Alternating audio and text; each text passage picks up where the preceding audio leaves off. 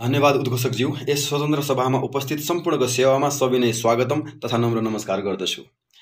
हामीले नास्तिकतालाई कसरी अगाडि बढाउने भन्ने सन्दर्भमा चाहिँ आज हामी कुरा गर्न गइरहेका छौँ। हामीले नास्तिकतालाई मुख्यतया 3वटा चरणमा हामीले पूरा गर्नुपर्नेछ। 3वटा चरण स्टेप बाई स्टेप जानुपर्नेछ। पहिलो चरण मानसिक रूपमा नास्तिक हुने। आफू मानसिक रूपमा नास्तिक हुने, 100% नास्तिक हुने। त्यसमा चाहिँ 99% नास्तिक र 1% आस्तिक भए पनि बिग्रन्छ। आफू चाहिँ 99% नास्तिक छु भन्दैमा त्यसलाई नास्तिक भन्न मिल्दैन। त्यसैले आफू मानसिक रूपमा 100% नास्तिक हुनुपर्छ र आफू 100% नास्तिक भन्दा पनि हामीले नवनास्तिक भन्ने शब्द राखेका छौँ।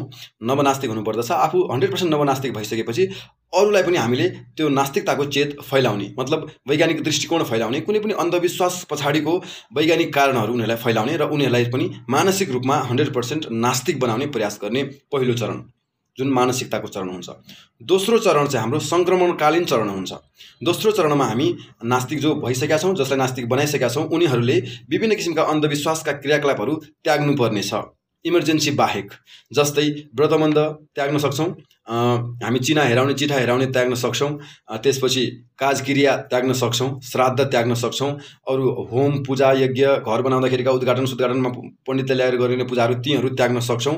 यस्ता जति पनि छन् बाह्य कुराहरू जुन इमर्जेन्सी छैनन् तिनीहरूलाई हामीले त्याग्न सक्नुपर्छ।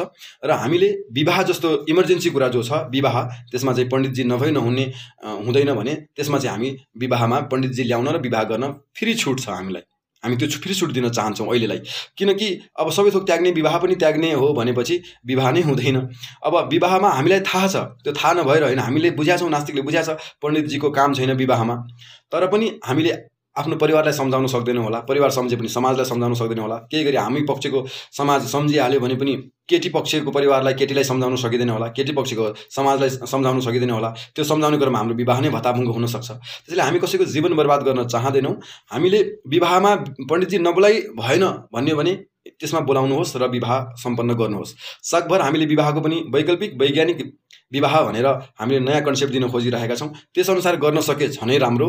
त्यसअनुसार गर्न सकेन भने पनि तपाईँ विवाह जसरी चलिरहेको छ त्यसरी नै गर्नुहोस्। सकभर यो वैकल्पिक वैज्ञानिक विवाह विधिबाट गर्नुहोस्। अझै सकिन्छ भने त कोर्ट म्यारेजै गर्नुहोस्। सकिन्छ भने दुईटै परिवारलाई, खास गरी सबैभन्दा राम्रो त दुवै परिवारलाई कन्भिन्स गरेर नास्तिक विवाह गर्न सके झनै राम्रो। तर नसकेमा पनि त्यो विवाह नै नगर्ने भन्ने कुरा चाहिँ छैन, गर्नुहोला। र यसरी चाहिँ हाम्रो दोस्रो चरण जानेछ। दोस्रो चरणमा हामी 90% हाम्रो व्यावहारिक नास्तिकता हुनेछ। त्यसमा 10% हामी आस्तिक व्यवहार पनि अपनाउन सक्छौँ विभिन्न सामाजिक बाध्यताका कारणले गर्दाखेरि। त्यसमा कुनै किसिमको हामीलाई रोकटोक छैन, गर्नु हुँदैन।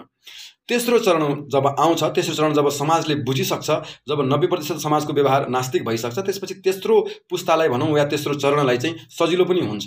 जस्तै हामीले वैज्ञानिक वैकल्पिक विवाह विधिको उदाहरण लिँदाखेरि हामीले पहिलो चरण दोस्रो चरणमा के गर्नेछौँ भन्दाखेरि विवाह गर्नेछौँ, पण्डितलाई को मुख्य कामलाई हटाएर हामी उद्घोषक ल्याउनेछौँ र पण्डितजीलाई आशीर्वाद दिन चाहिँ बोलाउनेछौँ। आशीर्वाद दिनु भनेको कुनै अलौकिक आशीर्वाद होइन, ताकि पण्डितजीले हाम्रो घरमा डिस्टर्ब नगरून्, घर परिवार पनि खुसी रहन्, पण्डितजी पनि खुसी रहन्, एक्कासी चाहिँ के गरेको यो भन्ने जस्तो नहोस् भन्नको लागि। यदि पण्डितलाई सम्झाउन सकिएन, घरलाई सम्झाउन सकिएन भनेको शर्तमा, यदि सम्झाउन सकिन्छ भने सुरुमै नबोलाउनुहोस्, त्यो त बेस्टै भइहाल्यो।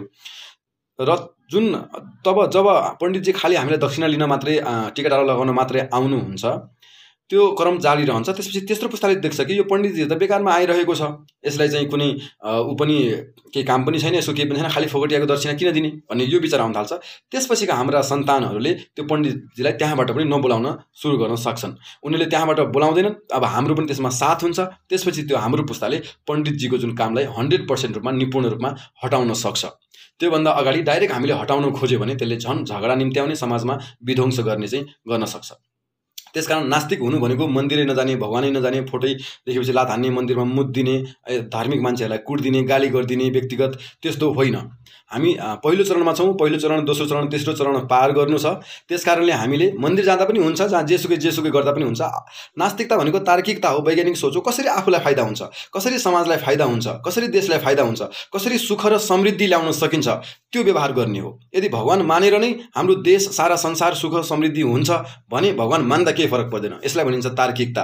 तर अरूलाई दुःख नगरिकन, अरूलाई दुःख नदिकन, अरूमा चाहिँ खराब मानसिकता नहालिकन आफूलाई सुख समृद्धि कसरी बनाउन सकिन्छ, त्यो नै नवनास्तिकता हो। त्यसैले नवनास्तिकताले कहिलेकाहीँ भगवानै पनि मान्नु पर्यो। भगवान मान्दाखेरि चाहिँ देश हाम्रो विकसित हुने हो, सबै फाइदा हुने हो भने भगवान मान्न पनि केही पछि पर्नु हुँदैन। त्यसैले यसलाई बुझौँ साथीहरू, हामीले एकैचोटि समाजलाई परिवर्तन गर्न सकिँदैन, बिस्तारै बिस्तारै परिवर्तन गर्दै जाने हो, स्टेप बाई स्टेप, चरणबद्ध रूपमा।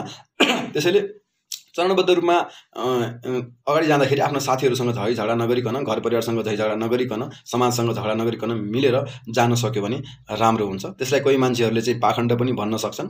हामी वैचारिक रूपमा पाखण्डी हुने छैनौँ, व्यवहारमा कहिलेकाहीँ त्यसले त्यस्तो निम्त्याउन सक्छ। त्यसलाई हामीले विचार गरौँ। धन्यवाद।